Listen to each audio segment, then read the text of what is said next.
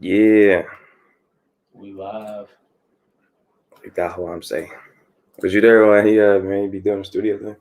Studio? Yeah, he'd be like, we live. We live. Oh yeah, for real. Yeah, This is loud. we live. I think one time I messed it up and he was like, "Damn, we're live." Something like that. Okay. Little Shabbat. I think I heard brother say like, every Shabbat is special. One, because it's special, and two is because we live another week. Con. It's special, and two is because So like, yeah. audio sounds good though. Do it. Let me see. Sounds solid. So like, yeah. Audio sounds good though. Do it. Let me see. Gun. Sound good. Got Officer Tahawam in the cut. Shalom, King. Captain Jeremiah in the cut. Shalom. Man, I really would like it if we could actually go to our other page and tell everyone to tune into class, man. But we can't. We don't have that.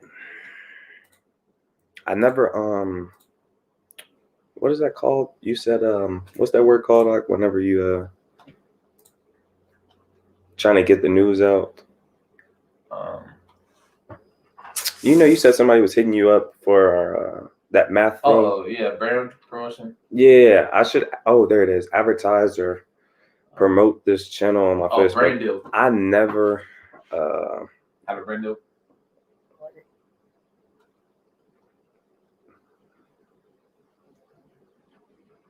That's crazy. Yeah, that's my thought. Jeremiah just said SJ Facebook. That's probably our best bet. Wait, say it one more time. Jeremiah said SJ Facebook. It's probably a solid way. Yeah, really though, to promote this one.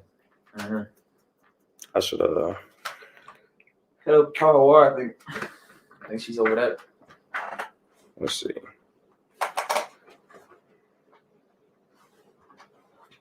Dang, let's see.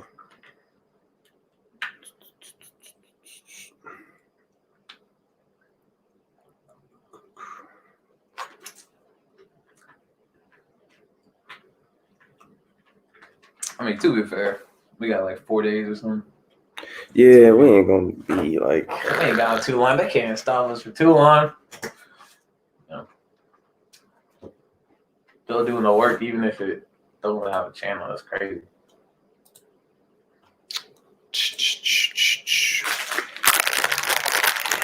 Dang, man. That's tough. Who said you didn't like these? I'd say a lot out of that. It's like I want to be gushing. You know what I'm saying? That's how you gotta do it on the screen. Oh, that. I was like, what's he looking? Okay. That's what I was meaning. But this is supposed to be a light meal, just to keep something going. We got to do that work always. No matter who's watching, we're going to put a little bit of work in tonight. Just a little bit. So first and foremost, all praises, all honor, and all glory go to the Most High God, Yahweh, Ba'ashem, HaMashiach, Yahweh Shah, Khan. Go to the book of Mark, chapter 2. And we're going to kick it off with verse 15. It's a light meal. This is Mark chapter 2, verse 15. Mm-hmm. And it says, and it came to pass that as Yahushua sat at meat in his house, many publicans and sinners sat also together with Yahushua. God, so as Yahushua was sitting, amen, he wasn't sitting with holy men. He wasn't sitting with men who were sinless. He was sitting with the publicans and the sinners. Come on. They said unto him, his disciples, how is it that he eateth and drinketh with publicans and sinners? And verse 17, and when Yahushua heard it, he saith unto them, they that are whole have no need of a physician, but they that are sick. God. So Yahushua said, the ones that are whole, they don't need a physician. Now, a physician, I should share my screen. Let's see. Share screen. What is this? Trying to see how to work this. This don't look right, King. Does it look right? You can share. You can share from your screen, can't you? All right. Well, I'm gonna let you do it because you're more experienced. Let me see. I don't put no passwords on the screen and stuff. Right. Get hacked. All right, Share screen. Yeah, share screen. I guess we can do audio too. All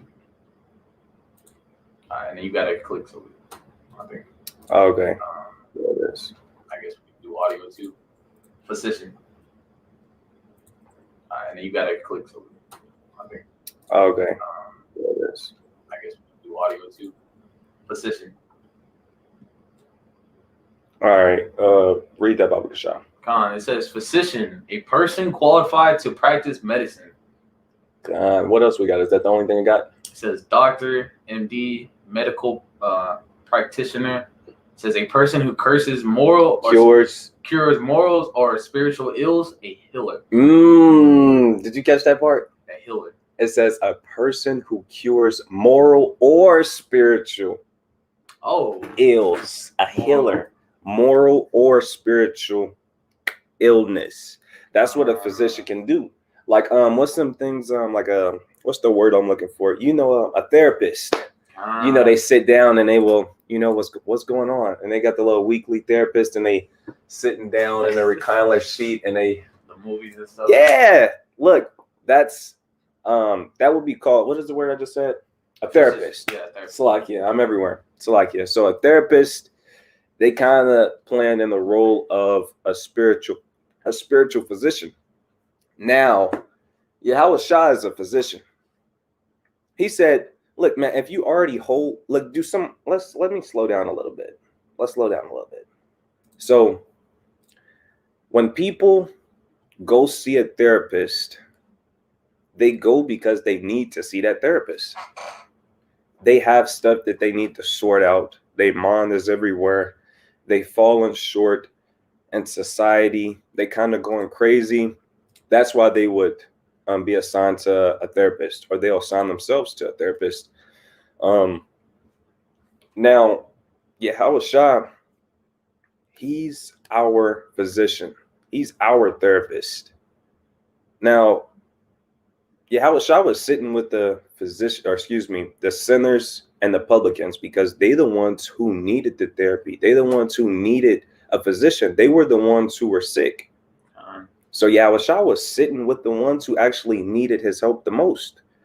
So in this truth, if you just know this truth at all, this is why it's so important to know who you are. This is why it's so important. As soon as the Most High God wake you up and choose you to come into this truth, you become a physician. Whether you believe it or not, you become a physician. You're a therapist now. And what you have to do is make your people whole. Get Luke chapter 5? Salakia. Luke, man, I ain't been there in a minute. Luke 4:15. I knew I had a 5 in there. Luke 4:15. This is Luke chapter 4, verse 15. It says, and he taught in their synagogues, and being glorified of all. And he came to Nazareth, where he had been brought up, and as his custom was, he went into the synagogue on the Sabbath day and stood up for to read. Right, so it's a custom to go to the synagogue on the Sabbath day. All the Israelites, all the Jews, all the Pharisees, everyone who wanted to learn, hey, look, man, they would go to the synagogues where they would hear the word, or they would teach the word. Let's keep going. Verse 17. And there was delivered unto him the book of the prophet Elijah. Read that again. And there was delivered unto him the book of the prophet Esaias. Mm-hmm. And when he had opened the book, he found the place where it was written. Now, the book of Esaias, if you don't know, you're finna find out it's the book of Isaiah. Esaias is Isaiah. Esaias is Isaiah. Esaias is the prophet Isaiah. Let's keep reading. Verse 18, the Spirit of the Lord is upon me, because he hath anointed me to preach the gospel to the poor. Right? He has sent me to heal the brokenhearted. He sent them to do what? Heal the brokenhearted. Now, your part, this is what a physician does. He heals people. He heals people. Now, your job when you come into the truth is to start healing people. You have to heal the brokenhearted. In the book of Psalms, I want to say like the 37th chapter or the 34th chapter. I'm going to just grab it so I don't have to quote it. Let's see. It's been a second, so bear with me. Let's see if I can grab this precept real quick. It's a good one now. 37, 34, and yikes. Okay, so it's Psalms 34 and 18. Psalms 34 and 18 says, the Lord is nigh unto them that are of a broken heart. Right, so we went from I'm a physician to a therapist to people coming to the truth and they become a physician or a therapist. They have to heal the brokenhearted. The Lord said he's nigh unto the men and to the women that's of a broken heart. You know, of a broken spirit, a broken mind. He said he's nigh to those people and saveth such as be of a contrite spirit. You know what contrite mean, King? I'm assuming sorrowful. That's actually pretty accurate. Look it up, screen share it, Baba Kasha. Yeah. That's really accurate though, honestly. I'm surprised you was that accurate though. It's gonna be a little bit more, it's gonna be a little bit more on it. That's the only reason why I tell him to look it up. Say contrite. Yeah. Contrite. Live here. There we go. It says contrite, feeling or expression, remorse or. Where you at? Expressing remorse or penitence affected by guilt. Look at some of those. Read some of those off. It says remorseful, repentant. Hold on. Did you see that? It says repentance. Repentant. And we should all know what repentance means. Repentance goes into you being what is the word I'm looking for? You being sorry, acknowledging the wrongdoing that you're doing, and not only being sorry and acknowledging, but actually turning away from it. That's what repentance is. Now, contrite is just a synonym for repentance. Contrite is you basically going into repentance. That's why it's a synonym. What else they got for me? They said ashamed, chastened. Ashamed is a good one. It says shamefaced. That's a good one too. Mm-hmm. You know, contrite is having that you actually feel bad for what you did, spirit. That's what contrite is. So if you break a law, statute, and commandment, and you don't actually feel bad for it, then you don't really have a contrite spirit, and you're probably not in the right spirit to actually repent effectively and for your sins to be actually forgiven. You want to make sure you got a contrite spirit. So in your mind, you actually want to be like, man, I really did mess up.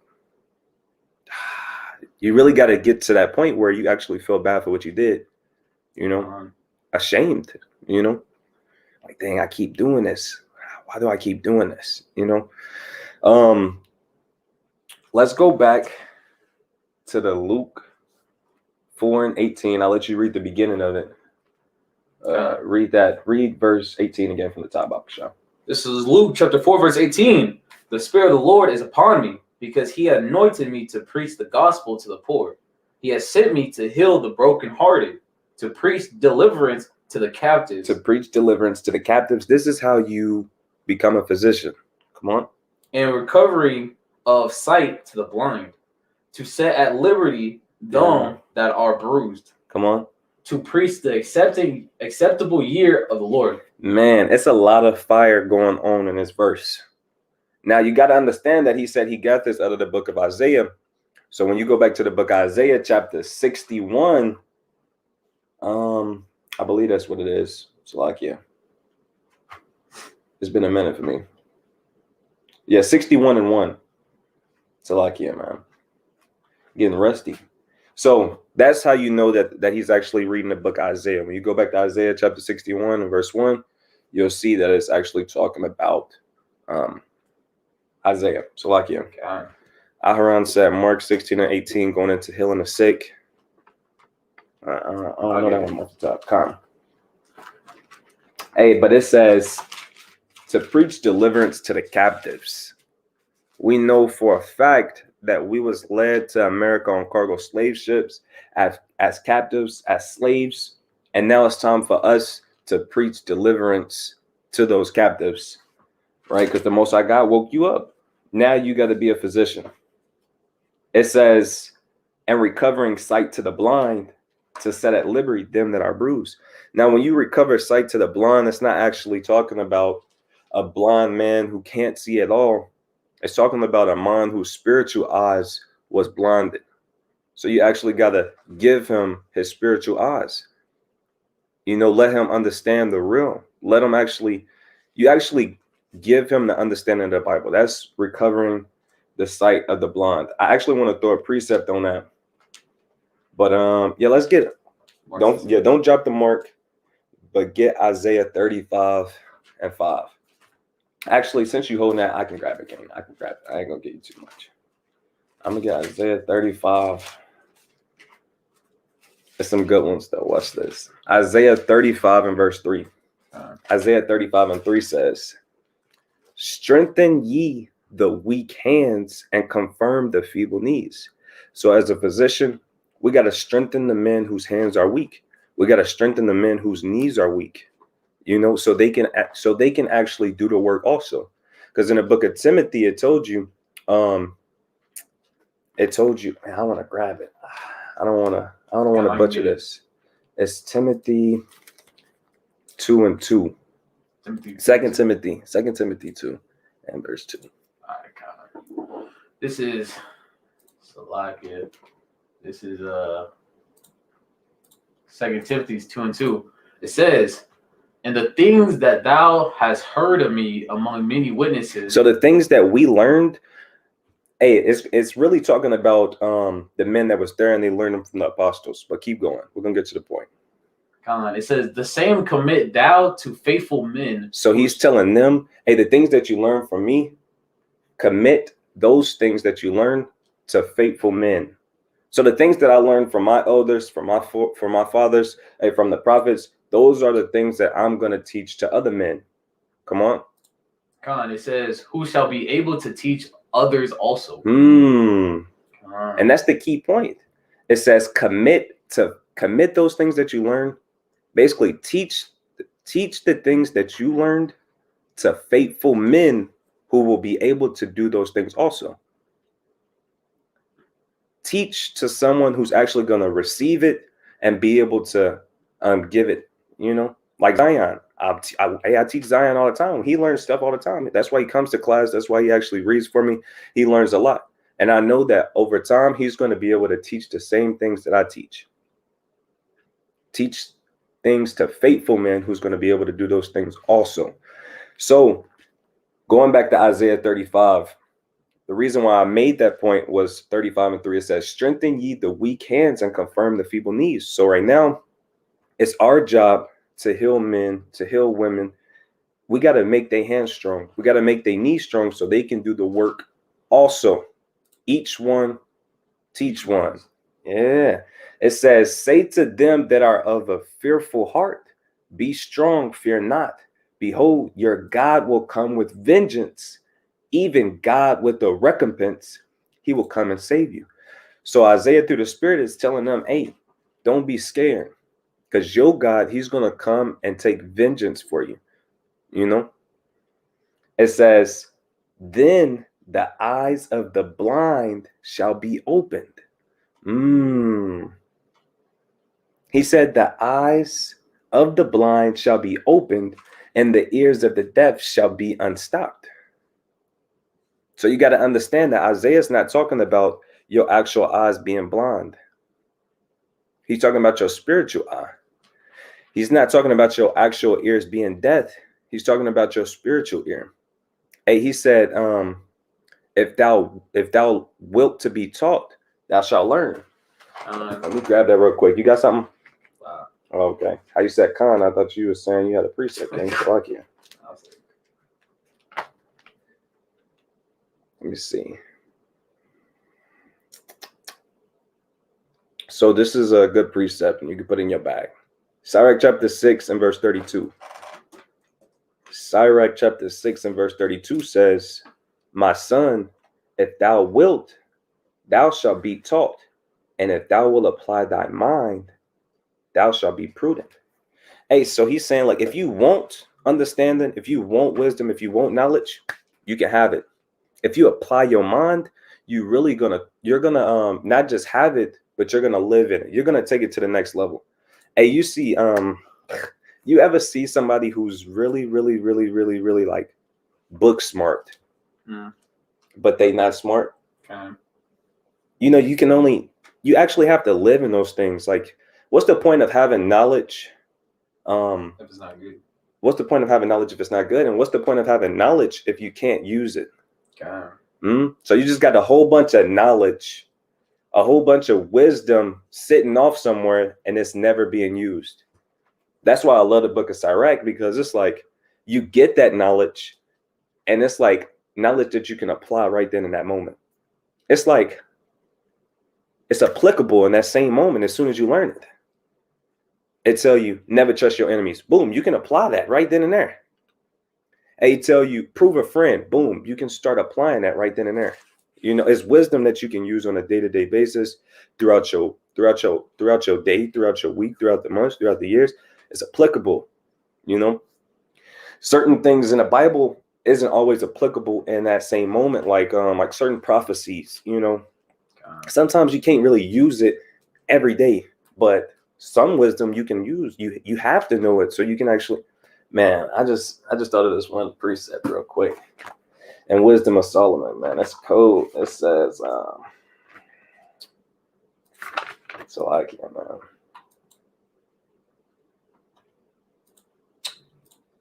I'm gonna just get straight to the point. Wisdom of Solomon, chapter 7, verse 24. Wisdom of Solomon, chapter 7, verse 24 says, for wisdom is more moving than any motion. She passeth and goeth through all things by reason of her pureness. If you read up, you'll get a better understanding of what's really going on, because this chapter is just fire. But the point why I actually use that scripture is to show you that literally everything that you see or everything that you actually do, it takes wisdom. Literally everything. You actually speaking a language of English, it might seem like a regular thing. You don't even second guess it, but that actually requires wisdom. You know, you walking, that takes wisdom. You eating, that's wisdom. Building a couch, a bed, a car, everything actually takes wisdom. How the Most High God made a cycle, rain, dew hitting the grass and in the grass, that took wisdom. Just the sun being up in the heavens, that took wisdom. Everything takes wisdom. Why wouldn't you want more wisdom? You know, wisdom is better than anything because it takes wisdom to do everything, literally. So the lesson, I kind of had a direction where I wanted to go. It was kind of going over, I was going to open it up with the physician and kind of give the lesson a little foundation.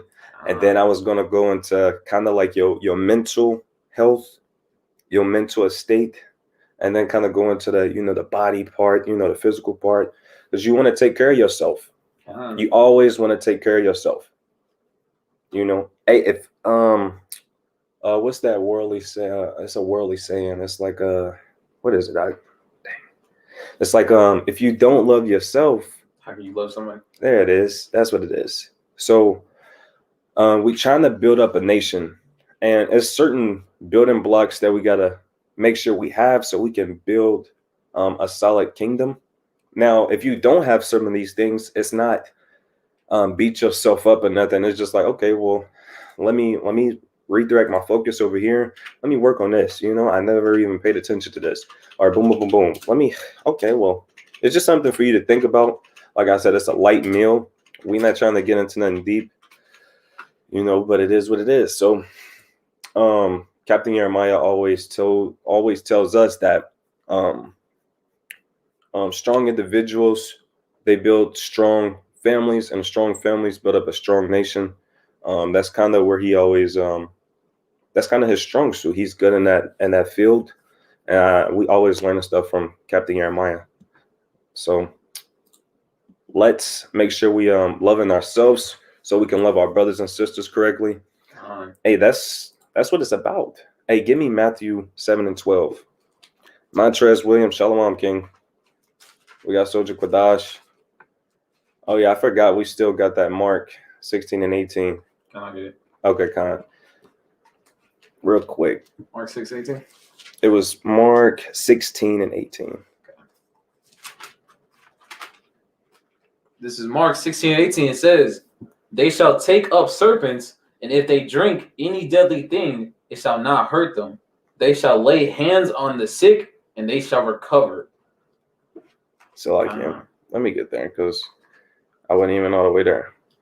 So I'll read it again. This is Mark chapter 16, verse 18. It says, they shall take up serpents, and if they drink any deadly thing, it shall not hurt them. They shall lay hands on the sick, and they shall recover. Man, I think he wanted this. I think he was talking the physician and the healing was in they should lay hands on the sick and they shall recover. These signs shall follow them that believe in my name. Shall they cast out devils and shall speak with new tongues. Take up serpents, and if they drink any deadly thing, it shall not hurt them. I don't know. I feel like he would break it down a lot better than me. Mine's gonna be dry. Salakia, King. Is it Matthew 8 and what? 7 and 12, I believe. This is Matthew chapter 7, verse 12. It says, therefore, all things whatsoever ye would that men should do. So let me start from the beginning. This is Matthew chapter 7, verse 12. Therefore, all things whatsoever ye would that men should do to you, do ye even so to them. For this is the law of the prophets and the prophets. It says, for this is the law and the prophets. So this is crazy because we learn this, at least I learned this in like elementary, King. It says, my teachers and stuff, they were like, treat others the way you want to be treated. Now, the only problem with it, that was actually true, but the only problem is we can't kill Edomites right now. We can't hang niggas and shit. That's not what I was gonna say. Sorry. But treat Edomites like they treat us. Man. It says treat others the way you want to be treated. It says, therefore, all things whatsoever ye would that men should do to you, do ye even so to them. Now, the only problem is that when I was being taught that treat others the way you want to be treated, the way I wanted to be treated, it wasn't in line with the Bible. True. So them actually having that wise saying, it was like fruitless because I didn't have the Bible. I didn't know how I wanted to be treated. I didn't know what needed to be done. So now the things that I want to be done is, revolving around the Bible, like brotherly love, because in the world, you low key like, what's something that you would do in the world and you kind of wouldn't care if somebody did it to you because that's just the way the world works. I don't know if you know this, King, but like in the world, it's like if you caught lacking, you get where I'm going with that? If you caught lacking is like a word to be used like unaware. Like if you, how do you describe lacking? Like you got tricked or outmastered. That's why. Okay, overmastered. That's a good way. Like basically, you got caught with your pants down. That's a good way. Dang, that's another proverb though. Like Really? getting caught with your pants down. You know, don't nobody want to get caught with their pants down. That's embarrassing. It's like, you know, I need to have my pants up so nobody can see those things. Mm-hmm. So Mom said, you trying to match. Right. That's you know, treat others the way you want to be treated. If you got ears to hear, people might not know what. If you was in the world, you know what trying to match mean? No. It means like, sounds funny, bro. I'm gonna tell you. So in the world, let's say I used to smoke a lot, right? So if I got like matching the blunt, drunkenness and the highness. And yes, like if I got a blunt, I'm like, you trying to match, and he brings a blunt too, and we match. We put up and we match. You know. So like in the world, it's like I'm gonna treat others the way I want to be treated. I want him to smoke me out, so I'm gonna smoke him out. Mm-hmm. I want him to smoke with me, so I'm gonna smoke with him. Yeah. But that's off according to the Bible. So that saying becomes fruitless whenever we're in the world and we use it. But when we come to the truth, mm-hmm. it's very fruitful, not fruitless. Okay. Hey, got caught slipping, right? So the point is, dang, I was making a good point with that. Getting caught with your pants down, though. God. You don't want to get caught with your pants down. You don't want to get caught lacking. Now, in the world, getting caught lacking or getting caught with your pants down, it's like you gambling with your life. Mm-hmm. So, like, say I'm a gang member, right? Just walk with me. I'm a gang member, and I got enemies, and they in a rivalry game. You know, say I'm a Blood and they're a Crip. Easy to understand, right? I'm a Blood, they're a Crip. If I'm lacking, the Crips can come kill me, or they can come shoot up my block. If I'm lacking, if I'm not on point, if I'm caught with my pants down, I'm lacking. They can come shoot up my block. They can come kill my family. I can't really get mad because I was lacking, because I was in the wrong, because I was slipping. My pants was down. I didn't have my gun on me. I wasn't really on point. So I was using that to say, you know, treat others the way you want to be treated. I can't get mad at him because, look, it was on me.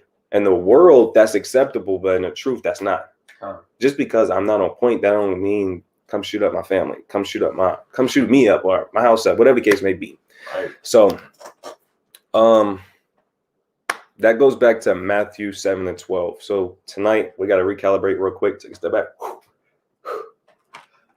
Right. Yeah, we gotta start. I gotta remember to slow down a little bit. So tonight's lesson, we was kind of opening up with the physician, giving the class a little foundation of being whole, you know, not being sick, being healthy. That's really what it's about, being healthy. Now, health goes into your spiritual wellness, your mental wellness, and your physical wellness. You want to make sure that you're whole. It doesn't make sense for a doctor to be trying to heal people when he's sick. That don't make sense. So if you're gonna be a physician, you got to make sure you're not sick, or you're gonna get everybody else sick. You might coughing on his open wounds.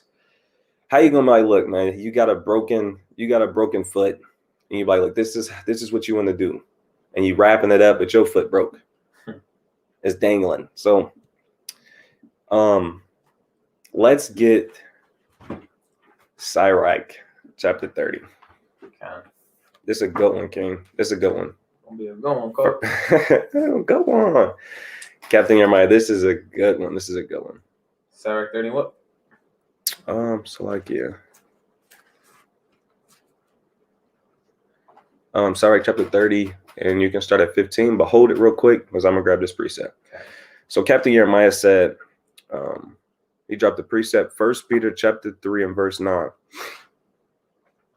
This is 1 Peter chapter 3 verse 9. Damn, so like, let me read it. You gonna go to it? I didn't know it was 3. Yeah, let me get there. Man, this is really a fire verse. Really, this chapter, the beginning of this chapter is fire too, man. It's fire. 1 Peter 3 and 9. This is 1 Peter 3 and 9, and it says, not rendering evil for evil. Sheesh. This 1 Peter 3 and 9 says, not rendering evil for evil or railing for railing, but contrariwise blessing. It's like I said that wrong. No, that's it. Knowing that ye are thereunto called, that ye should inherit a blessing. So let's touch on that. He says, don't be the person who always have to, when somebody, what is the word I'm looking for? I keep doing this, but my mind I be wanting to say a few things at once, but the point of the verse is kind of telling you, hey, don't be the one who always wants to take revenge. Hey, just because somebody does evil to you, that don't mean you have to retaliate and give them evil back. You know, you don't have to. It says, but on the contrary, be a blessing, because you know what you was called to do. You was called to love your brother, love him as you love yourself. Hey, love him as Yahushua loved us. It says, when you're doing that, you inherit a blessing. Right. Verse 10, it says, for he that will love life and see good days, let him refrain his tongue from evil, and his lips they speak no guile. Verse 11, let him eschew evil and do good. Let him seek peace and eschew it. It says, let him seek peace and do what? It says, and eschew it. Eschew it. Ensue it. Let him eschew evil. Basically, like push away evil, you know. Hey, oh man, this is one precept I read in Corinthians, I believe. It tell you, man, that's so fire. I don't think I'm gonna be able to find it right now. Basically, it says, hold on. Man, I'm not gonna be able to find it. Actually, I think I put it in my phone like a while ago, because I knew I was gonna want it. So yeah, it's a really good precept, because it kind of goes with what we're talking about. Kind of 1 Corinthians 14 and 20. Okay. You gonna grab it? Okay. Kind of. It's a pretty good precept. 14 and 20. This is 1 Corinthians 14 and 20, and it says, brethren, be not children in understanding. Howbeit in malice be ye children, but in understanding be men. That's tough. You get it yet? Or you got to sit on it a little bit? God, I got to put that in my bag. Okay, Con. It says, brethren, don't be children in understanding. So when it comes to wisdom, knowledge, and understanding, you want to be a grown man, meaning you want to have a lot of understanding. Like a little child, he doesn't really have understanding. He's still young. So he's telling you, don't be a child in understanding. You want to be a full grown, you want to be an elder. You want to be an old man when it comes to understanding. You know, because the old man, he's seen it all. He done it all. So he understands why things play out the way they do.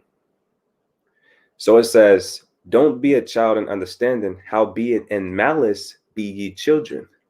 So a child, a 2-year-old child, 9 times out of 10, a child, malice first, let's touch on that. Malice just goes into evil. You know, so a 2-year-old child, he don't really understand evil. He hasn't learned that yet. He said, in understanding, be a grown man. But when it comes to malice and evil, be as a child. It says, but in understanding, be men. That's fire, though. That's fire. Let's grab the Sirach, though. Sirach? Yeah, let's grab the Sirach. Like I said, tonight isn't a deep lesson. Usually on the Sabbaths, I try and make it pretty laid back and not so militant. You know, the Sabbath is supposed to be a delight. So Sirach 30 and what? Let's kick it off with verse 15. This is Sirach, chapter 30, verse 15. It says, health and good estate of body are above all gold, and a strong body above infinite wealth. So it says health and a good estate of body are above all gold. So you actually having a healthy body is worth more than gold. Now we know that our bodies is just a temple or just a vessel that we have for a period of time. We know that we eventually, Lord willing, if we make it, we'll get a new body. Right? So it's not the end of the world if you don't have a healthy body. The main thing is having a healthy spirit having a healthy mind. Because those things actually, you actually having a healthy mind, it could turn your body into being healthy. You know, if you have enough strength mentally, what's the word? Willpower. You can actually heal your body. And it's just flesh, you know, at the end of the day. But it is good to have those things. It says a strong body is above infinite wealth. Shalom, shalom. So we got Soldier Quadash, and who else in here? It's the bar. Shalom. Shalom, King. Hey, if y'all got anything, just let me know. It's pretty laid back. Okay. All right. Salaki, Salakia, what you say? I am holding something, but I'm gonna wait until you're ready. Okay, Khan. Read verse 16. God, this is Sirach chapter 30, verse 16. There is no riches above a sound body, and no joy above the joy of the heart. He said, "There's no riches above a sound body." We got to touch on that first because there's some more meat on verse 16. A sound body, a sound body, a sound body. There's no riches above a sound body. Now, I want to grab this precept. I'm gonna be honest. A lot of this lesson kind of, you know, like I ain't really put it together how I wanted to, so that's why I keep asking Zion, "What is this?" Or what was my train of thought? I'm gonna grab this precept though, like, and you're gonna like it. You're gonna like it. So everybody should know. You know who Joshua is, Khan. You know who Caleb is, Khan. Khan. So Caleb. Now I gotta quiz you because you said Khan. I should know something. Okay. So I'm not gonna ask you nothing too hard. Yeah. We putting my soldier on the test tonight. Dang, that's crazy. Let's go. Okay, so Quadash, you in a cut too. I got another soldier. Let me meet Quadash. You know who Joshua is, Khan? God, You know who Caleb is, Khan? a little bit. I ain't gonna lie. All right, a little bit. I feel like Khan. I feel like Josh was a little easier. Okay. So after Moses, who came? Who was up after Moses? Joshua. Okay, cool. Joshua chapter 10. He in a cut. Okay. I gotta pull this precept out. Hey, also, on mine, his says like you lagging over here on mine. For real? What about Captain Bar? Am I lagging? Well, Hey, Captain Bar said I ain't lagging, so I ain't lagging, Kane. It's probably just mine. Watch this though, King. Joshua chapter 1 and verse 5. Nah, I got it. I'm already right here. Joshua 1 and 5. And then we're gonna get back to the sound body because I got a precept for that. So Joshua 1 and 5, it says, "There shall not any man be able to stand before thee all the days of thy life. As I was with Moses, so I will be with thee. I will not fail thee nor forsake thee." So everything that the Most High God did for Moses, he did for Joshua. Just how he had Moses back, he had Joshua's back. So a lot of people don't really put enough respect on my man Joshua. For real though. Joshua's out there. He stopped the sun and the Hey, Yahweh Shah pulled up on Joshua. God. And he said, are Aldar against us or for us? He was like, Peacefully. right, yeah. You know, hey Joshua. Okay, go ahead. That's what I'm about to say. Khan, he spent what he split the Jordan. Hey, Moses split the Red Sea. Joshua, look, he split the Jordan, man. You know, this is crazy. Even Elijah split water. You know what I'm saying? I remember that. You clicking on all of those, King. Salakia.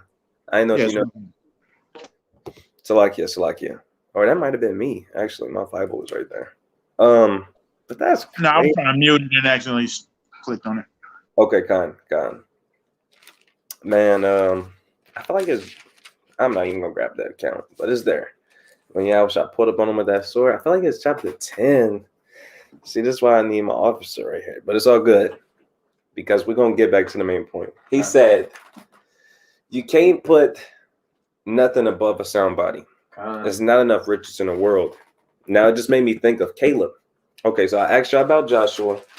Now Caleb.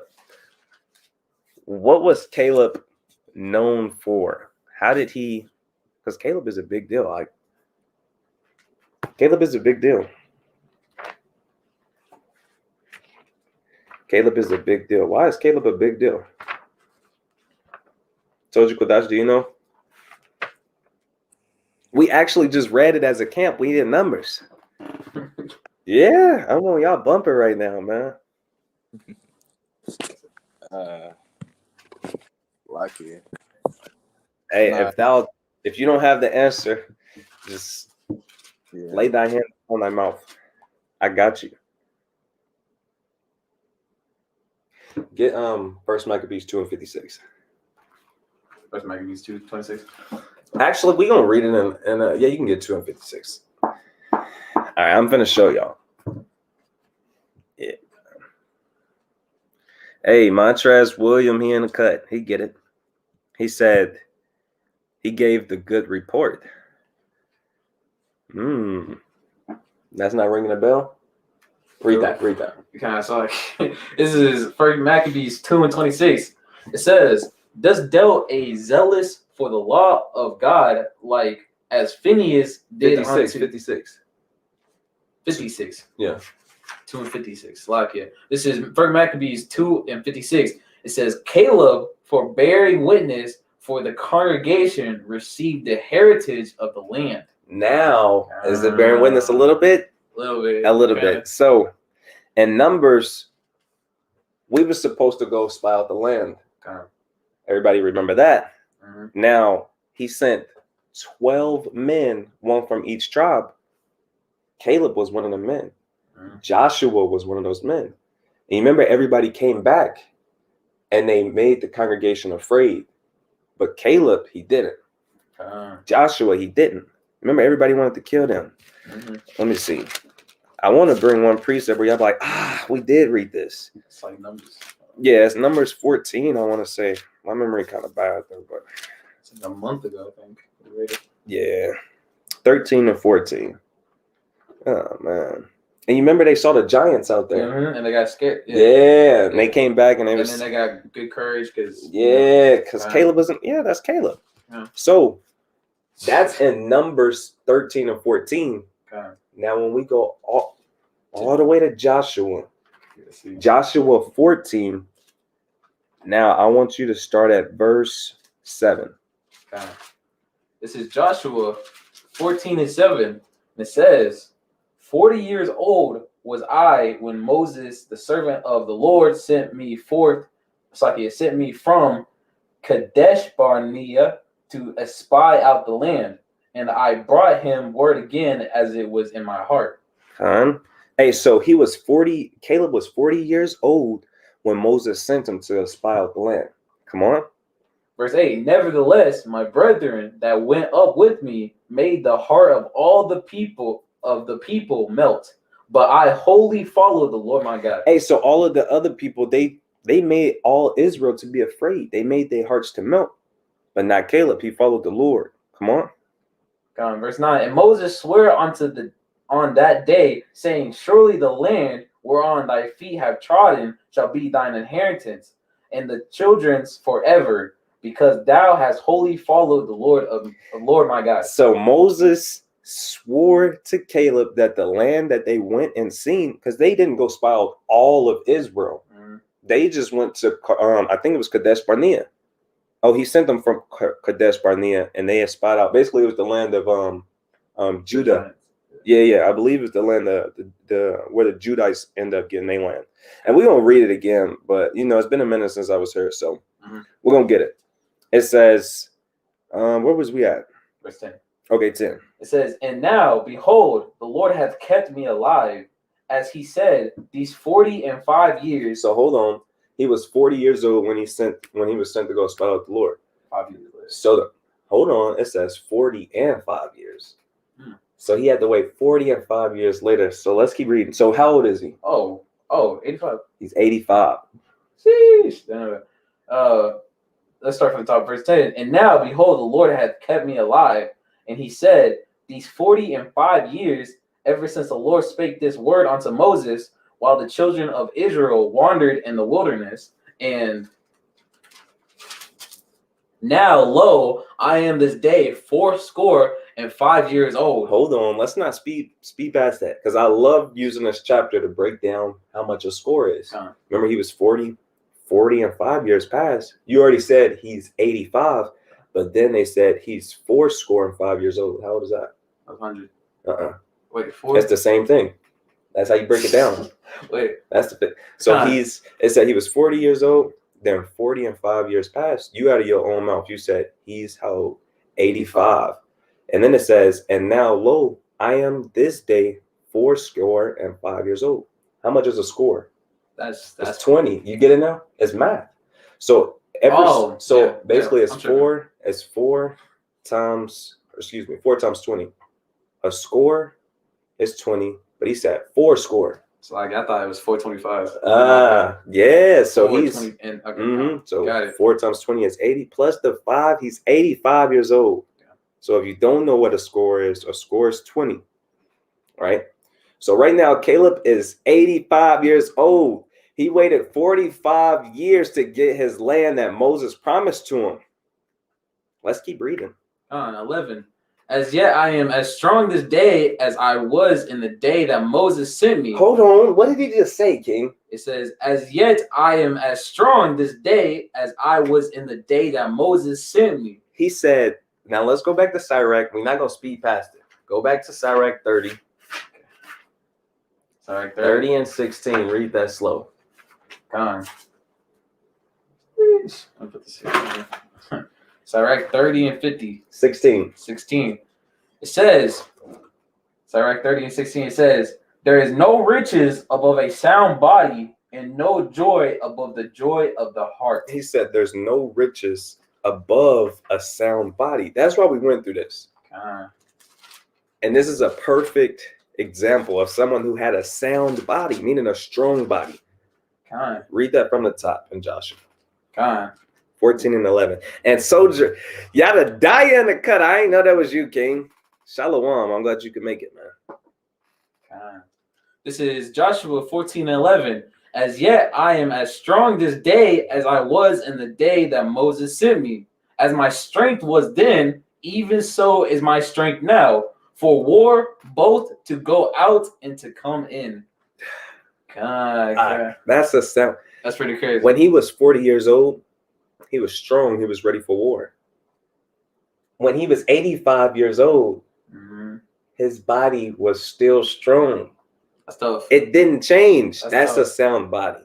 Black don't crack. Black don't crack. This guy. It says he's still ready. Bro, he's 85 and he's ready to go out for war. Bruh.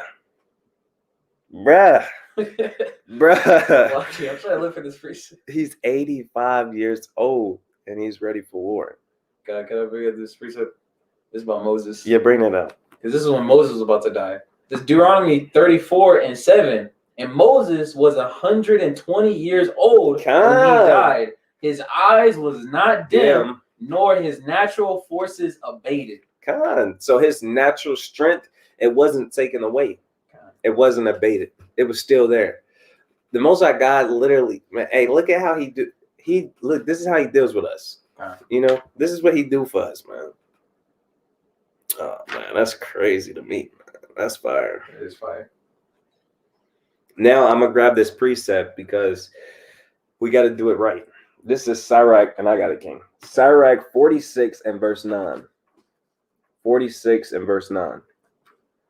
The Lord gave strength also unto Caleb. The Lord gave strength also unto Caleb, which remained with him unto his old age, so that he entered upon the high places of the land, and his seed obtained it for an heritage. He said he had strength until his old age. Come on now, man. That's crazy. That's our forefather right there. He an OG. You know what I'm saying? That's big bro. That's big bro. You know, stuff popping off. You call Caleb. You call Caleb. You call Joshua. You call all of them. Right. Call all of them. Hey, so old man. Right. He got old man strength. I don't know nothing about that. So where was that? Sirach 30. Sirach 30. Yeah, let's keep reading on that.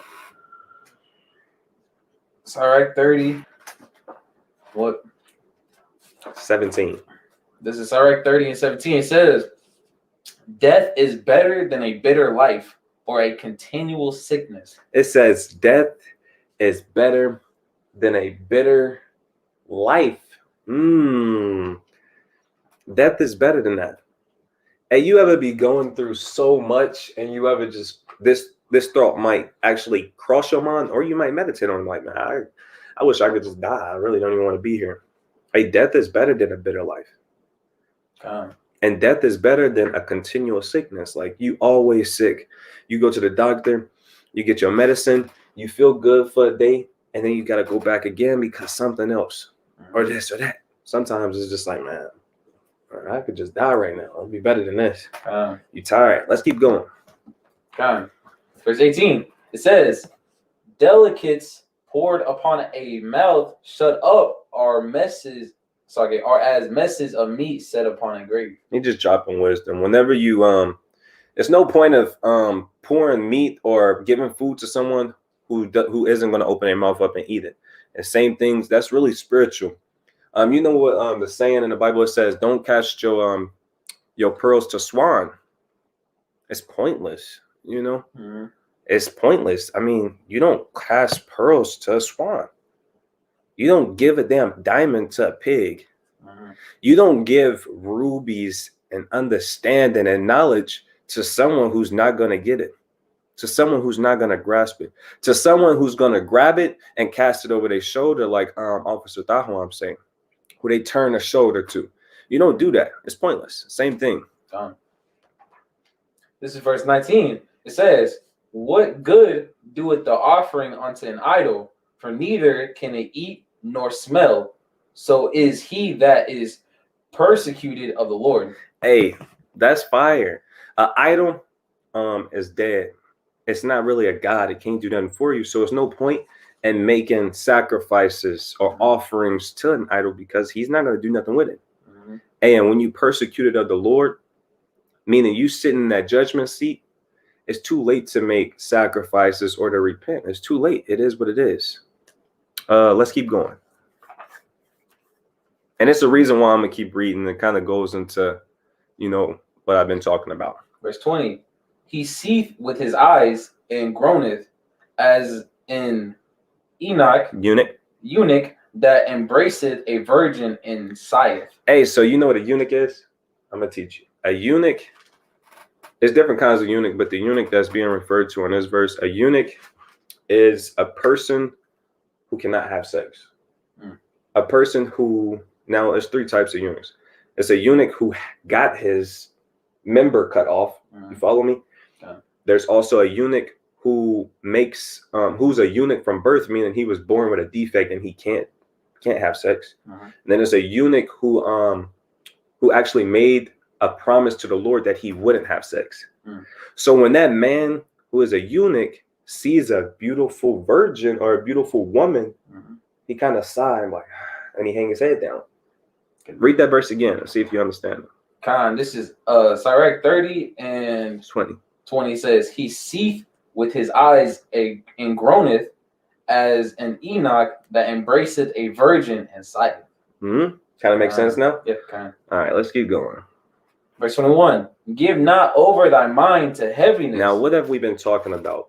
We opened up with the physician. Hey, man, we kind of been touching on a lot of things because it's the Sabbath, man, and this is the light.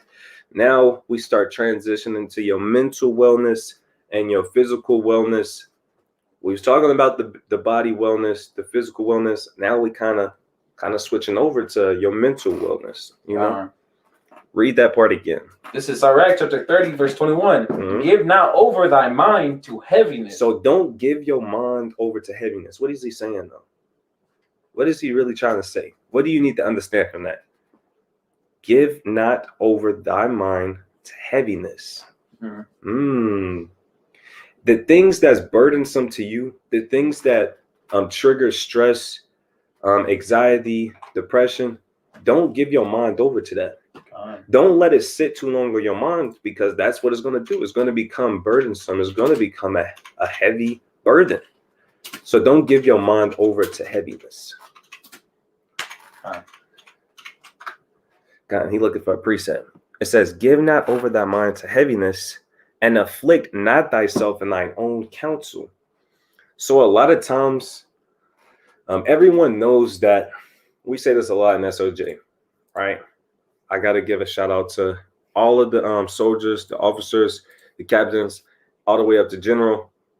We say this a lot. I just lost my train of thought. Oh, I got it. Everything starts with a thought. Everything starts with a thought. Now, if your thoughts is always stuff that's grievous, it kind of inflicts pain, it's stressing you out, it's a burden just in general. It says don't inflict yourself in your own counsel, meaning in your own thoughts. Look up the word counsel for me, King. That's a good word. Counsel. It goes into what we was talking about earlier, a therapist. A therapist. We're going to get that, though. Man, I got to grab this other one. That's going to go right with it. You got that? Okay. Let me go ahead and mute this part real quick. Just got to click it. This is a Google definition of counsel. It says an official appointed by a government to live in a foreign city and protect and promote the government. Spell it this way. Where'd it go? Where was we at? It was on, I believe, 20. Oh, there it is. COUNSEL. I got you. COUNSEL. Yeah. Now, read that, Baba Gasha. It says counsel. It said advice, especially that given formally. It says advice, especially when it's given formally. Now, you don't want to inflict yourself with your own advice, with your own thoughts. Don't inflict yourself. Don't torment yourself. That stuff is just going to pull you down. What's the other part of that? It's more on the definition. It says advice. It says guidance, direction. It says ideas. It says guidelines, enlightenment. It say opinions. That's hidden. That's hidden. It says give advice to someone. Now, a lot of times, let's sit back for a second. Let's stop being so formal. Let's take a step back. Let's take a step back. So the step back where I want to go with this is this. Before, let's say I'm in a situation. Just a genuine situation.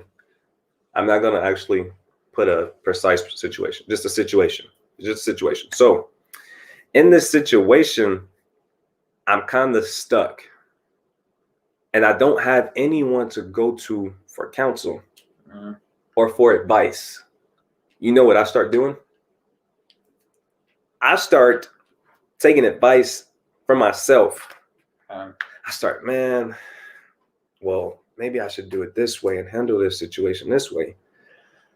If I do it this way, then it's likely to play out like this. Oh, wait, maybe I should do it this way. Because if I do it this way, the dominoes won't fall this way. And I probably have a better result. That's what you do. My mind always does that. But sometimes the situation could be grievous and you start inflicting yourself in your own counsel. Say you're dealing with something bad and you toss between opinions. You don't really have nobody to get advice from. And you're sitting there meditating on this bad situation too much. It becomes burdensome. It becomes heavy. It starts to stress you out. Now, I want to get this precept in Romans. I got to do it. So I don't know it by heart, but I know where it is. So it's Romans 14:23. Romans 14:23 says, I'm gonna start it. I'm gonna just read 23. It says, and he that doubteth is damned if he eat, because he eateth not of faith. For whatsoever is not of faith is sin. Look up the word doubt. Doubt. It says, if you doubting, you damned. Because when you start to doubt and believe that the Most High God isn't going to help you out of a situation, or he isn't going to direct you, or he isn't going to put you where you need to be, or he isn't going to place or guide your footsteps, it tells you that the Most High God directs your footsteps. Nothing is a coincidence. Everything happens how the Lord wants it to happen. So if you're doubting that, at low key, not even low key, high key goes back to a lack of faith, which we are trying to exercise and build up. So whenever you're stuck in that burden or in that situation, it's good to reason and to use wisdom, because that's why we have wisdom, to use it, to make the appropriate decisions. But once it becomes overwhelming, or it's too hard, or it's too heavy, you literally don't have to bear it. You can give it to the Lord. You can be like, you know what? This ain't healthy. This ain't good for me. I'm starting to doubt. Let me just give it to the Lord. However it's going to happen, that's how it's going to happen. At the end of the day, look, if I die, I die. If I don't, at some point, you got to just be like, I can't give it to the right. It's too hard. It's for real. You're not strong enough to bear it. Too many demons. I'm not strong enough to bear it. That's why you got that definition. What did it say? You don't gotta. It says doubt. It says a feeling of uncertainty or lack of confidence. Woo. A doubt. Hold on. Let me see that again, King. It says doubt, a feeling of uncertainty or lack of confidence. Conviction. A lack of conviction. Hold on now. That is fire. A feeling of uncertainty and a lack of conviction. Conviction is like a strong feeling, a strong emotion. And that conviction should be your trust in the Most High God. Go back to it one more time. It's the last definition on there. Last definition. Look what it says. It says right here. It says, fear, be afraid. That's a part of doubting. Fear and being afraid is a part. Oh, I could have just added this to the stream the whole time. Yeah, Salakia for everyone in the chat, because I'm trying to get used to it. God. Oh, that was going into the Caleb thing that you were talking about. What being you afraid and how he was but he didn't feel that way. He actually believed in the Lord. That's perfect. But everyone else was doubting. They was lacking that conviction. They was doubting, and that doubt became a stumbling block to the nation of Israel. And everyone that doubted, they didn't make it out of the wilderness. They died. The ones who believed was Joshua and Caleb. They the only ones who got to enter into the promised land. Bro, that's fire. That's hot though, King. So to highlight that last part that we just read in blue, it says what? It says, fear, be afraid. Fear or be afraid. So like, yeah, I'm still working at the kinks of this thing. How you do that, King? You just kind of click on different things right here. Bruh. I thought I was smart. It's getting shaky, huh, King? All right, so it says fear or be afraid. What else it say? It says skepticism. Skepticism. Or you not sure, huh? Ain't that what it is? Click on that. I want to see. What's she say? It says a skeptical attitude, doubt as to the truth of something. That's crazy. Bro, look, the truth is, that's crazy. The truth is the Most High God got your back. But you kind of skeptical when you kind of doubting if he got your back. It says it's all everywhere in the Bible. The Most High God, he's always got his hands stretched out to the nation of Israel. But we just stiff-necked. We kind of hard-headed, and we don't really understand that. But he really got us.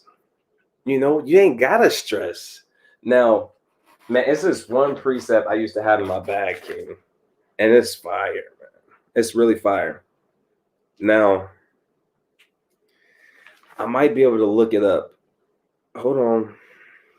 It's a fire precept. That's the only reason why I would even stop the momentum of the lesson and try and find it, because it's good. I got this article while you look for Okay, Khan, that sounds good. Khan, so this is an article, right? And it's talking about, depression and all these things that people go through, right? So this is from Healthline, right? It says major depressive disorder, right? It says it's estimated that 16.2 million adults in the United States, or 6.7% of American adults, have had at least one major depressive episode in a given year. And I'm pretty sure this was before COVID. So imagine how much, imagine how much it is now and seeing all this stuff happen. But it's 16.2 million adults have it says a major depressive episode. So How often? It didn't say how often, or it just said in general. I think In a given year. That's crazy. Episodes in a year. No, you was on it. Salakia. I just asked you. Oh, Salakia. 16.2, it says 6.7% of American adults. I think it was like 20% in like all ages in America have go through some kind of depression. That's crazy. Okay. So get Psalms. I want to say 55 and Salakia. I gotta go there. 50. I want to say 55 and 20. But it's been a minute. Now, anytime I start stressing, I usually start quoting precepts to help me combat with that. It's 55 and 22. Hold that though. No, actually grab yours first. It's gonna be good. This is Psalms 55 and 22. Mm-hmm. It says, "Cast thy burdens upon the Lord." So them things that's heavy, that's weighing you down, that's stressing you out, cast it unto the Lord. Throw it off of you. Throw it over your shoulder. What Lot's wife do? She looked back. Don't look back. Cast it over your shoulder and keep pushing. For real. Really though, let's keep going. A lot. Verse 22. Cast thy burdens upon the Lord, and he shall sustain thee. And he's gonna hold it down. He's gonna keep you. He's gonna make sure you're straight. He's gonna sustain you. He's gonna make sure everything is okay. He's gonna make sure you're straight. Let's keep going.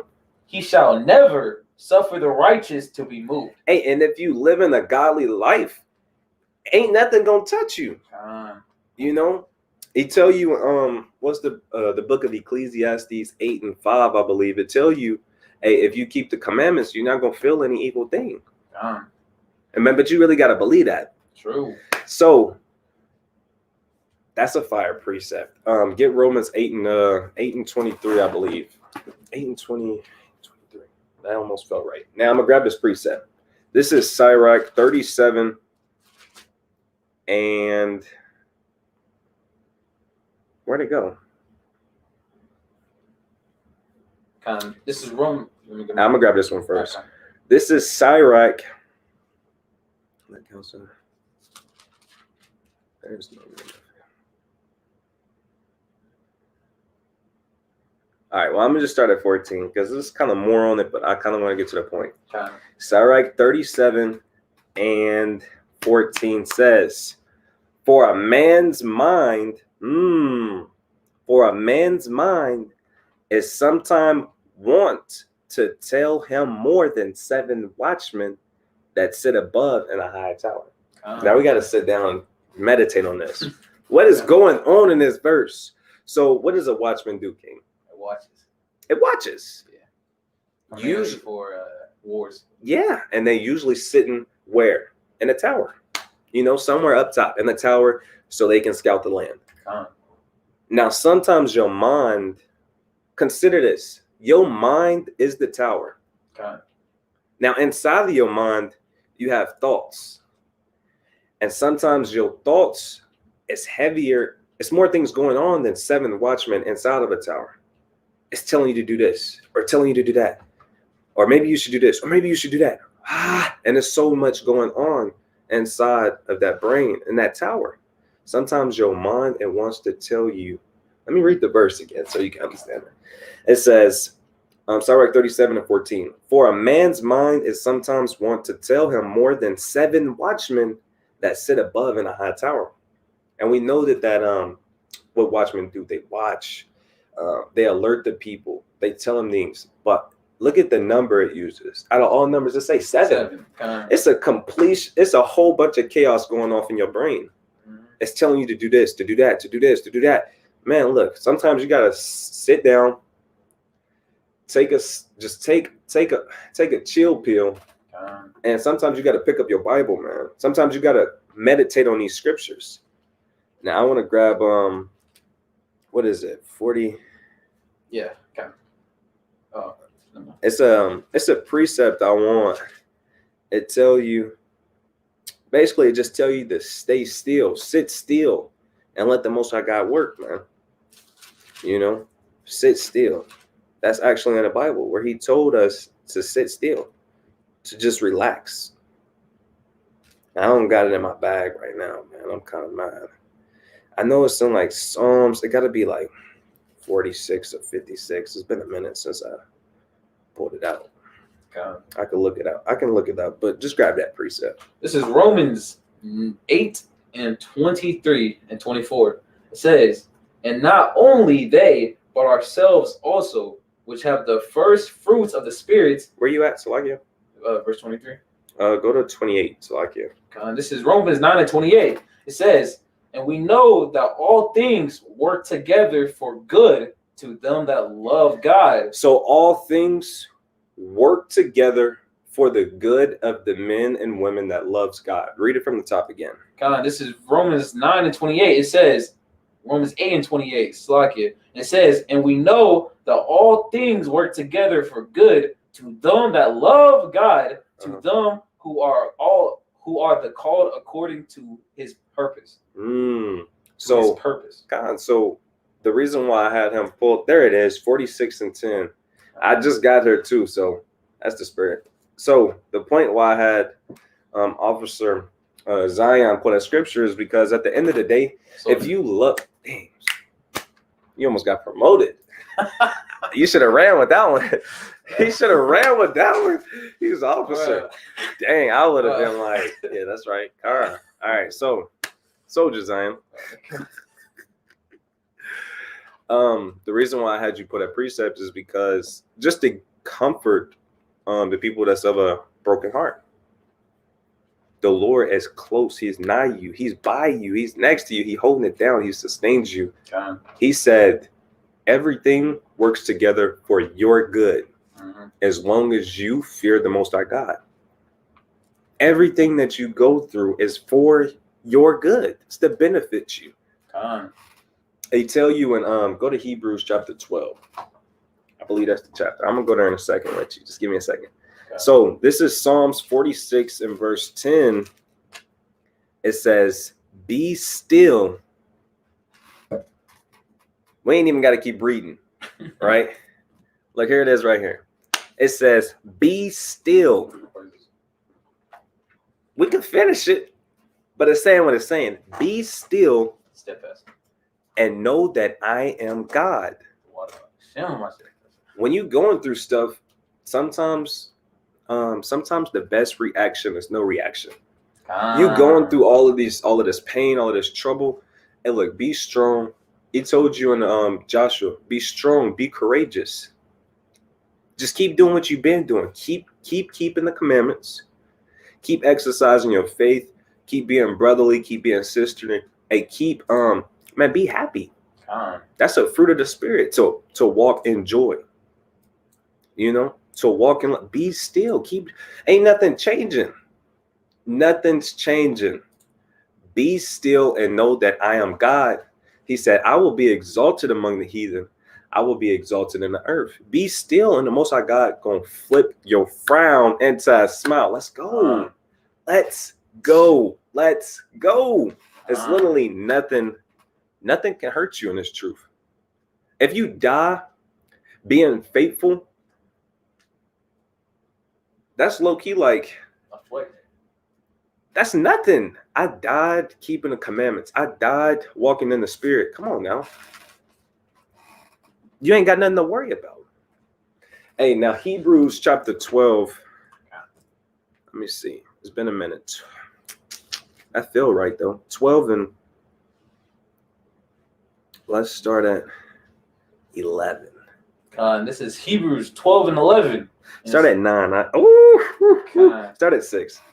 This is Hebrews chapter 12, verse 6. It says, for whom the Lord loveth, he chasteneth, and scourges every son whom he receiveth. So if the Lord loves you, he's going to correct you. He's going to chasten you. He's going to put you through things. Come on. Verse 7, if ye endure chastening, God dealeth with you as with sons. Hey, if you endure chastening, the Most High God is actually dealing with you as his child. Come on. For what son is he whom the Father chasteneth not? Hey, what Not. son is he if the Most High God doesn't teach him, if he doesn't put him through trials, if he doesn't chasten him, if he doesn't discipline him? If you don't get disciplined, let's read what the Bible say about you, man. Okay, I'm starting from the top. This from 7. Hebrews 12:7 it says, if ye endure chastening, God dealeth with you as with sons. Mhm. For what son is he whom the Father chasteneth not? But if ye be without chastisement, If you don't get disciplined, if you don't go through trials and tribulations and troubles, if you don't go through any of that, come on, Zion. but if ye be without chastisement, whereof all are partakers, All of the Most High God's children, they partaken of that chastisement. Come on. whereof all are partakers, then are ye bastards and not sons. So if you don't go through the trials, the tribulation, the discipline, the correction, if you don't go through that, you're really not his son. You're really not his daughter. You're really a bastard. And we know what a bastard is. A bastard is a kid who doesn't have his father in his life. You know, but y'all got the Most High God in y'all life. Y'all going through chastisement. Y'all going through corrections. Y'all getting disciplined. Now it's time for you to put your chin up in the air, stick your chest out, show yourself you're a man.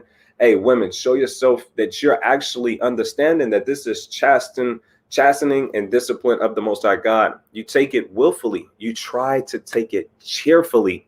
Me and Captain Jeremiah and my wife, I think Captain DeBar was there. I think Soldier Quadash might have been there too. We was all at work, and we kind of took a break, and we was like, what is something that everyone in our nation has a hard time dealing with? And Captain Jeremiah was like, taking things cheerfully, you know. And we kind of started a little thing.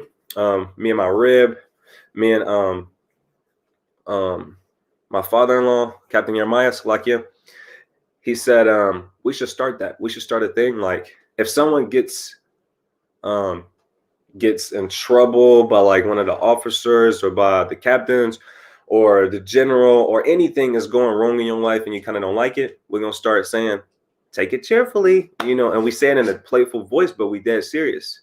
Take it cheerfully. You know, take it cheerfully. That's a hard thing to actually do. Take it cheerfully, right? Captain Jeremiah, Captain DeBar just got on one of the soldiers' head and they getting on his head like, bro, you can't be doing that. You know, you putting our lives in danger. We need you to do this on the line, this, that, and the third. It's kind of hard. But then if he at the end of this, at the end of his scolding, be like, hey, take it cheerfully though. You know, the soldier kind of smiling and just like, you're right, Salakia. You know, we're going to bounce back. It's nothing. Let's go. Let's go. Let's keep reading though. Yeah, man, it's a few precepts. I got to catch up to you, King. All right, after this Hebrews, we're going to go through because I know they got some fire. Verse 9. Furthermore, we have, it's like here. Verse 9. Furthermore, we have had fathers of our flesh which corrected us, and we gave them reverence. Shall we not much rather be in subjection unto the Father of spirits and live? My goodness. He said, look, on earth, you got your earthly father. And when he chastens you, when it's all said and done with, you give respect unto that man. You reverence him. He said, but how much more your spiritual father? How much more for your daddy in heaven? How much more for the man that created everything? How much more for him that holds your spirit in the palm of his hand? How much more for the man whose earth, who's hey, the earth is his footstool? How much more for that man? How much more for him who gave you literally, how much more for him that gave you your daddy? Right? For real. Right? We put respect on his name, man. For real. All honor, all glory. What we say? Go to the Most High God, Yahweh. By Hashem Mashiach Yahweh. Right? How much more him, man? Let's keep reading because it's a little bit more on there. Man, y'all tearing it up on there, though. The Father of spirits and live, Verse 10. For they verily for a few days chastened us. Hey, our fathers on earth for a few days, they chasten us a little bit. Come on. For they verily for a few days chasten us after their own pleasure. Hey, after what they thought was right. You know, come on.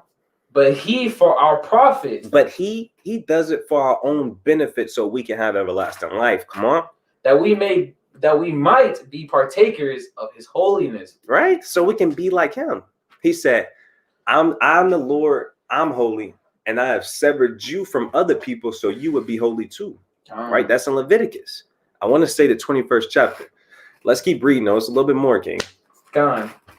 It says, verse 11, now no chastening for the present seemeth to be joyous. So the chastening, the trials, the tribulation, the problems, the situations, the burdens, the heaviness in the present, everyone should know what present means. I'm not talking about a box and you wrap it up. Present means in the moment, real time, right now. That's the present. None of those things that you're going through right now is going to be joyful. It's going to be hard to take it cheerfully because it seems just like pain. All it is just like, I don't like this. Like, damn. I don't want this. Get Right. this away from me. What is this? You know, this is an abomination. This is, you know, that's probably what you're thinking. Let's keep reading though. It says, verse 11 says, now no chastening for the present seemeth to be joyous, but grievous. Nevertheless, afterwards it yielded the peaceable fruit of righteousness unto them which are exercised thereby. So right there in this moment when you're going through these things, it's just so heavy. It's no way you can be happy while dealing with this kind of discipline and corrections. But once it's all said and done, hey, you know, when you walk into a tunnel, you can't see the light of it. You know, but when you keep walking, then you start to see the light. And then once you make it all the way into the light, you're like, man, I'm glad I took this tunnel. I'm glad I went this way. You know, if I didn't go through that darkness, if I didn't go through that tunnel, I wouldn't have the faith that I have. I wouldn't have it. Now I believe wholeheartedly, man, that the Most High God is real, that he's true, because I made it out of that tunnel. Right? He showed me the right way to go while I was in that tunnel. He directed my footsteps out of that tunnel. Something so small, it's so needful for us to do. We have to go through things like this, you know, because we have to be exercised, man. We have to exercise our patience. We have to exercise our faith. We have to, you know. It says, wherefore lift up the hands which hang down and the feeble knees, and make straight paths for your feet, lest that which is lame be turned out of the way, but let it rather be healed. Man, this chapter is fire. It's fire, man. Now I know you got a precept.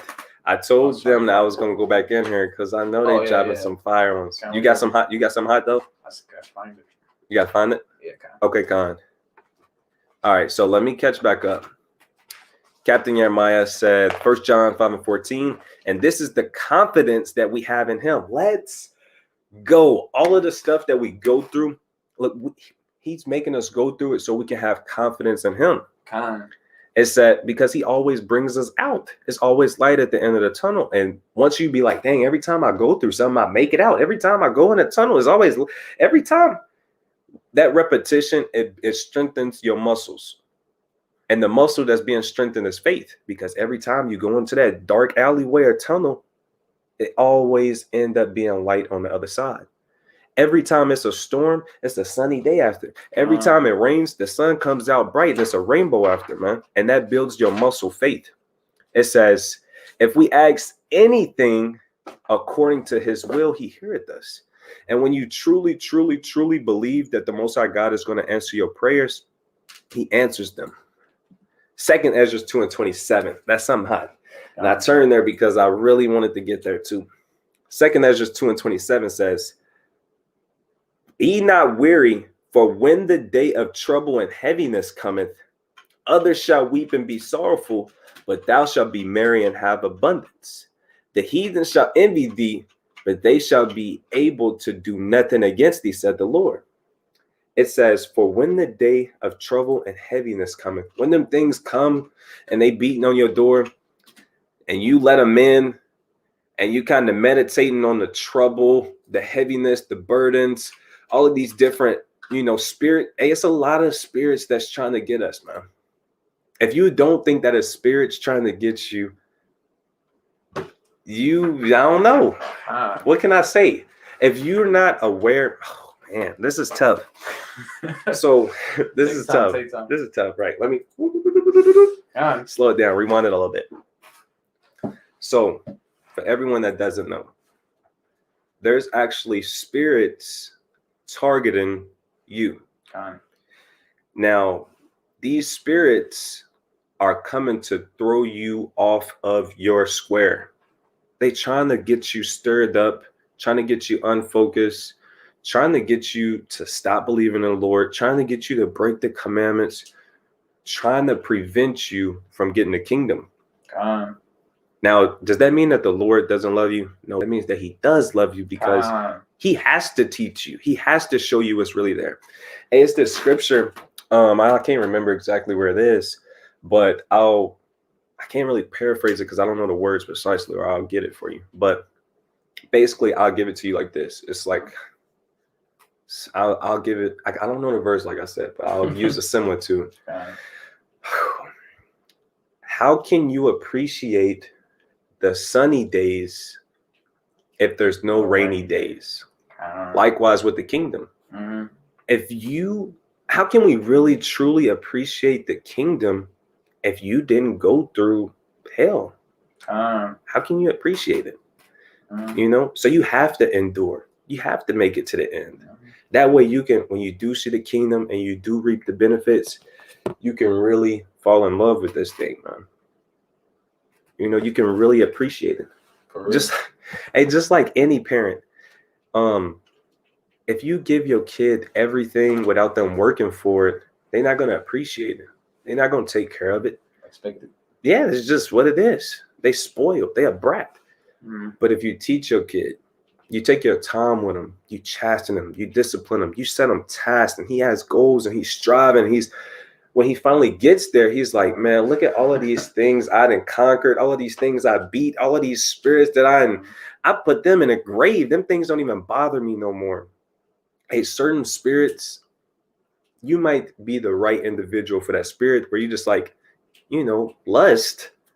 This is nothing. You small, like, yeah. You're not a match for me. I'm 200 pounds bigger than you, man. You can't fight me. Hey, but then you might have a different opponent. It could be like something small and it'd be big to you. Like everyone has their own spirit and it's target them, and you got to try your best to conquer that demon, that spirit. It says, I'm gonna read 2 Ezra 2:27 again, and I'll pull out the rest of the precepts that the family brung out. So it says, be not weary, don't get tired, for when the day of trouble and heaviness come, others shall weep and be sorrowful. So everyone else, they're gonna be scared, they're gonna be crying, they're not gonna know what to do. It says, but thou shalt be merry and have abundance. Right? Because the Most High God been building you up the whole time. So while everybody else crying, you laughing, you skipping and dancing and making mirth. And that's how it should be in Jacob's trouble. The Most High God been building us up every day, week by week, month by month, year by year. So when Jacob's trouble come, everyone else is going through it. They don't have wisdom. They don't have angels protecting them. They don't have food. It's a famine. It's all kind of stuff going on. But hey, the Most High God really got his hand over us, man. We really trust in him. He been building us up. We're going to have abundance, Let's see what else the kings brought out. Exodus 14:14. The Lord shall fight for you, and ye shall hold your peace. The Most High God, he's going out to fight your battles, man. Man, something just crossed my mind. Salakia. I was trying to think of an example. Oh yeah, it was in Kings when the other I think it was Sennacherib, he was trying to overtake. All right, so quick history. So the kingdom split, Khan. The northern kingdom went into captivity by the Assyrians, but the remnant was still in Israel, the southern kingdom. Now, he wanted to take the southern kingdom into captivity too, but the Most High God sent the angel and destroyed him, destroyed the whole host. And that king that tried to take us away captive, his own son, the Most High God had his own sons kill him, so don't touch an Israelite. You might have your son kill you. That's scary. 1 Peter 2:9. Did we read that? No, that's a good one.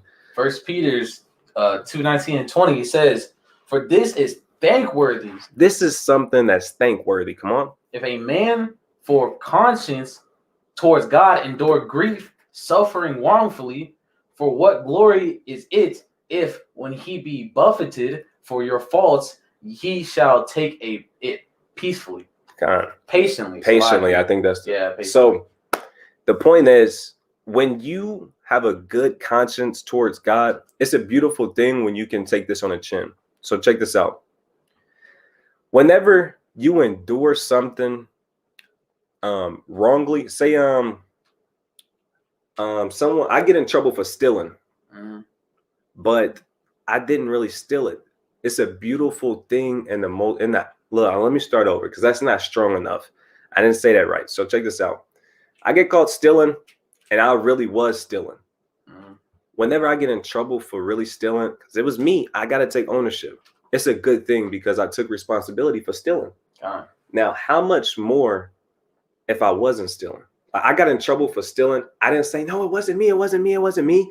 And I'm trying to fight back with them, but I just like, okay, cool. You really think it was me? Cool. I told you it wasn't me, but all right, cool. That's you taking it. That he said that's beautiful in the eyes of the Most High God. Have faith. This the one right here. This the joke. Take it cheerfully. Read that, King. This is Sirach chapter 2 and 4. It says, "Whatsoever is brought upon thee, take cheerfully, and be patient when thou art changed to a lower state." So the things that come upon you in your life, try your best to take it cheerfully. Now, I'm going to give you, I don't got all the answers. I just don't. But I can tell you what I do. Man, this might, right? It's this is a good list. Right, we got to eat. It's a light meal. So much stuff to go onto this. Yeah. So many examples. Yeah. Man, look, we on the on the SOJ Mighty Men of Valor page. You know what I'm saying? Man, our other channel got closed down, but we're gonna be back up and running soon. So we're getting it cracking in here tonight. It says, "Take it cheerfully and be patient when thou art changed to a lower state." So my mom was like, I ain't got all the answers. Certain things work better for certain people. Now, I can give you advice on what I do, but it might not be super beneficial for you because everybody kind of different. Everybody mind works different. Now, this is what I told to my wife. I was like, because she trying to get over certain things. She got certain spirits she trying to fight. And me as a husband, I can't literally jump in her body and fight that spirit. I can't jump in her mind and beat that spirit up for her. Now, what I can do as a husband is give her the tools or the ammo to fight them demons. You get where I'm going? So just how I do that for my wife, I would do that for my brothers. So the ammo is, and sometimes one bullet ain't enough to kill somebody or to kill a demon. Sometimes you need a whole clip. You unload that one, you might need a bazooka, So what I do is, what I'm gonna do right now is try and give you tools here and there. When I'm street teaching, when I'm teaching right here, sometimes I'm gonna give you a little bit of ammo here. So the ammo right now for dealing with some of these spirits or that's stressing you out is heavy, is burdensome. This might sound cliche. It might be already what you're thinking, but you got, and this, hey, Jeremiah like that ammo. He like that. You're gonna use that one. I know he is. So for certain spirits, it takes different kind of ammo. Sometimes you can use hollow tips. FMJ. Sometimes you might need a damn grenade for certain spirits. Some of them too big. You might need a bazooka. Hey, some demons, a little pocket knife might be all you need, or a little sword. Look, man, I'm telling you what it is. When you're dealing with certain spirits, you need certain kind of ammo, and the ammo is in the Bible. But it's up to you to know which ammo or what bullets or what gun or what sword or what grenade you need. So sometimes you have to be studious, right? So if you don't have those things, you go to somebody who does have it, right? The ammo is these precepts. The ammo is the precepts. The ammo is the precepts. The ammo is the precepts. When you're stressing, we just pulled out a few different precepts. We gave you ammo to deal with that. We gave it to you. We showed you. We gave you some ammo. Now look, that might not be enough ammo, but it was enough to get the demon off you for, he backed up for a day. Check him up. Right? So while he's back, do that mean, hey, while the demon back and he kind of patching up his wounds to come after you again, do you just sit there and wait for him? Wow. No, you go get more ammo. Come. Once you get the monkey off your back, do you just turn your back on him again? No. You take off. You run. You jump a fence. You get in the car and drive away. Or if you got more ammo, you keep shooting. You get what I'm saying? That's how you deal with that, right? Now, if you don't remember the ammo that I gave you, we went to Psalms. We went to Psalms 55 and 22. We went to Romans 8 and 28. We pulled some more precepts out. Hey, we went to Hebrews chapter 12, verse 6, reading down all the way to I forget when. Hey, these brothers pulled mighty precepts. Sirach 2 and 4, 1 Peter 2 and 9, Psalms 46 and 10. We was everywhere. Exodus 14, 1 John 5 and 14. Jedediah pulled out some mighty precepts. 2 Ezra 2 and 27. Look, we giving you ammo.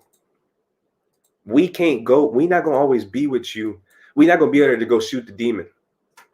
You got to have the ammo on you. You know what I'm saying? Win that fight. Right. Give me 2 Ezra 8.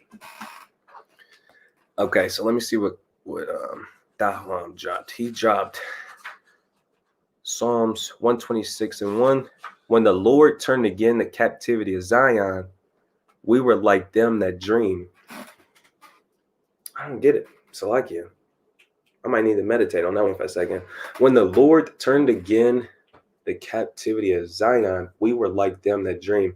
Is that saying, hey, drop this? I might have to go to the chapter to the next verse. Is it saying when the Lord basically turned our captivity away and we came back to the land, it was like a dream because of how beautiful it was? That might be where you're going, or it could be the exact opposite. A song of decrees, so it's like I feel like it's a celebration song. Yeah, I might have to go read that tonight. That might be some homework. All right. Let's see.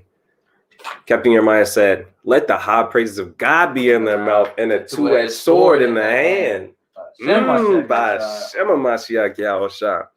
Look, man, the high praises of God is in our mouth. Hey, it tell you in Psalms chapter 44 that we boast about God all the day long, man. You know, and that two-edged sword. Right now, we got a two-edged sword. This is our two-edged sword right now. Right now, this is our two-edged sword. Come on. But eventually, it's not going to be like this thing. It's going to be a real sword, man. And you know what we're going to do with that real sword? We're going to execute vengeance upon the heathen, man. That's fire. It is fire, man. That's the intro. Let's go. Man, I asked you to grab 2 Ezra 8 or 7 and 56. 7 and 56. 7 and 56. Con, this is 2 Ezra 7 and 56. It says, let's go. For while we lived and committed iniquity, we considered not that we should begin to suffer for it after death. So a lot of people, they live their life. They live their life to the fullest, but they don't really think that after death they're gonna have to suffer for it. Mm-hmm. Right? King Solomon actually talked about this. He talked about this in Ecclesiastes chapter 8 and 11.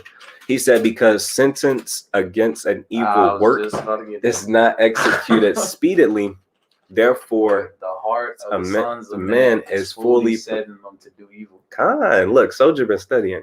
All praises. He was almost an officer today, King. All right. So don't be like them. You got to know that every action has a reaction. Every good work, you get the Most High God's blessing from it. Every bad work, that's a tally. That's a strike.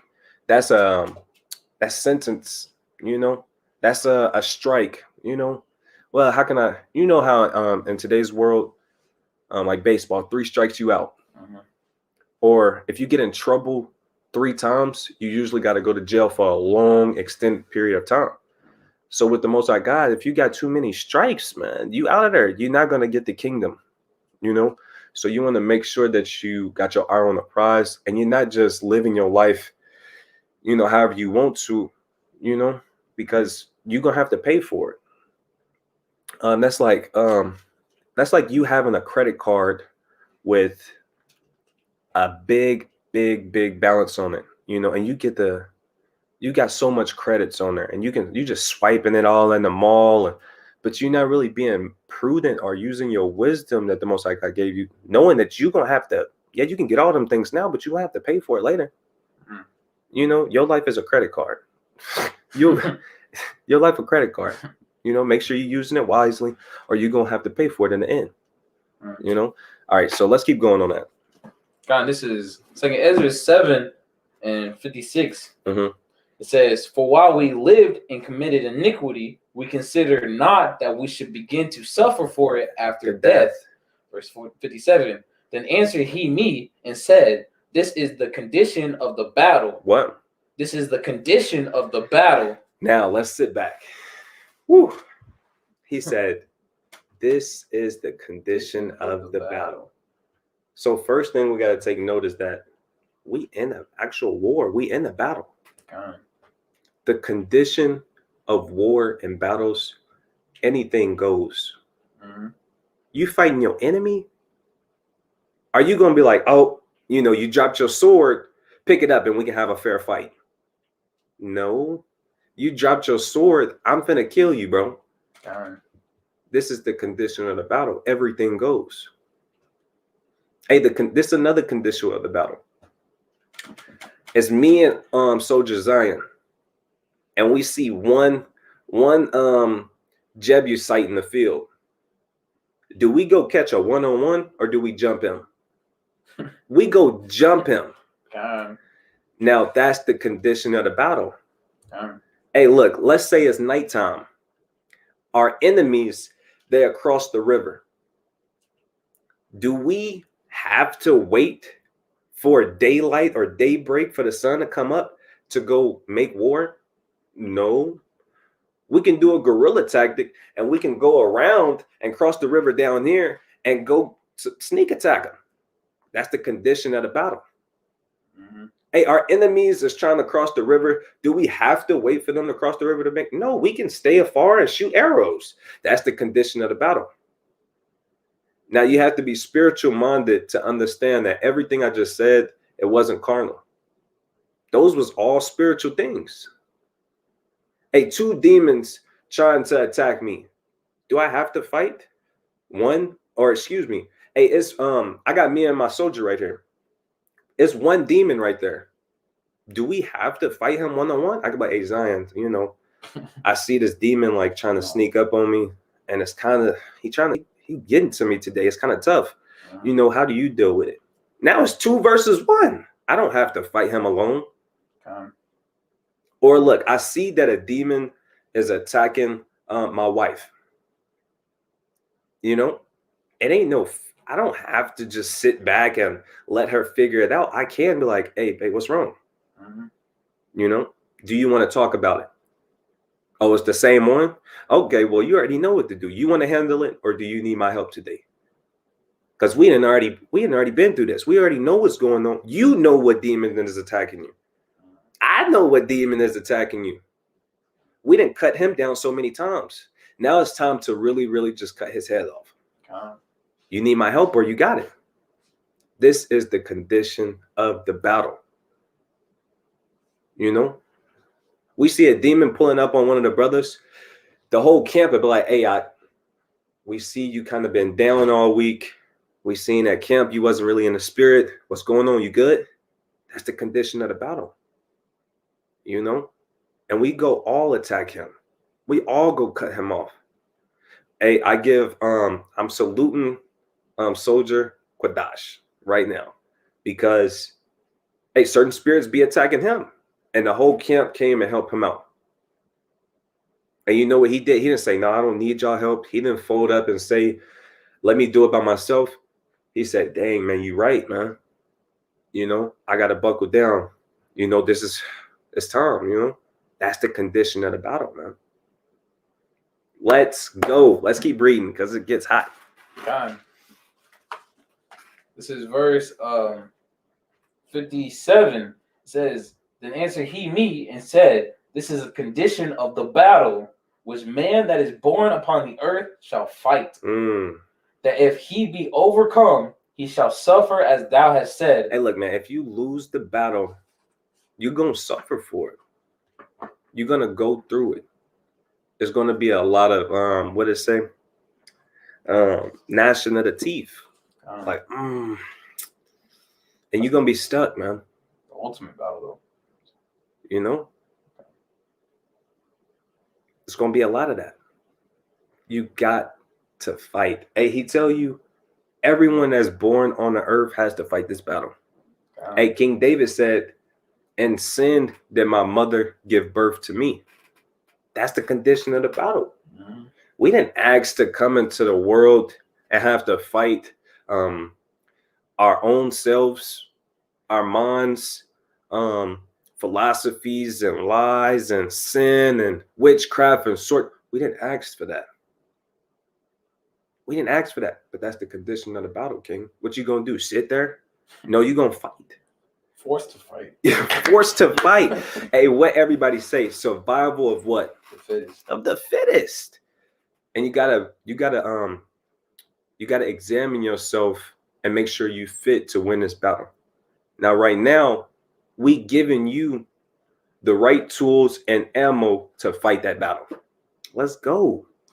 Let's go. Let's go. All right, let's keep reading. Salaki, I keep stopping you, King. Okay, that's fine. This is number 57 again.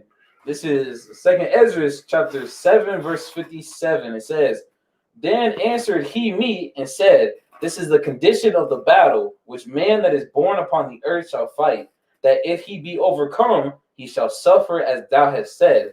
But if he get the victory. Read that part again. But if he get the One victory. more time. But if he get the victory, he shall receive the things that I say. Let's go. But if we get the victory, we're going to receive the things that he promised to us, man. We're going to receive that. All we got to do is get the victory, man. That was DeBar's lesson. It was? Yeah, on this channel, if you want to go watch it. In the spirit, though. Tuned in. I got to tune into some of it. I ain't make the whole video. So, but that's the spirit, man. The nation, our people must needed that, man. If we both just in tune like that. Give me Sirach 19 and 19. That felt right. Sirach 19 and 19. Man, we got to get the victory. Yeah. We have to get the victory. Hey, man, you got to make sure you examine yourself. Hey, man, hold on. I got to take a step back. So when it comes to getting victories, when it comes to fighting, when it comes to war, when it comes to sports, when it comes to any of those things, you have to be observant. So when it comes to winning and getting victories against your enemies, or even yourself, the first thing is identification. Can you fight something you don't see? No. You're going to lose if you can't even identify it. So the first step is identifying that enemy. So I challenge everybody, first and foremost, is to start identifying those enemies. And when I say enemies, Yes, we already know that we have enemies according to the Bible, right? Psalms 83, it tells you, hey, who our enemies are. The Bible tells you we got enemies, man. We know that. But it's enemies at high places. It's spiritual demons, it's spiritual enemies. It's a lot of stuff that people can't really see. That's why the Most High God told us to open up their eyes so they can see. Open up their ears so they can hear. We talked about that tonight.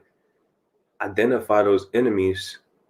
And it's not about, look, a lot of people are short-minded. A lot of people, when it comes to winning, you have to have endurance. That's why HOI, one of their things is endurance. You got to endure. Now, every race, every fight, like boxers, they'll fight for 12 rounds. One thing they got to work on is their cardio, because I want to put them out in the first or second round, but that's not usually how the fight go. You might have to go all the way to the 12th round. Same thing with certain runners. A lot of short distance runners, they can't run marathons.